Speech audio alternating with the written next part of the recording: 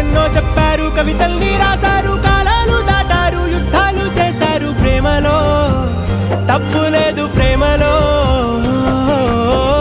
వేల వేల వెన్నెలంత నీదవాలి వెలుగునంత మోయమంటే నేను ఎంత రే.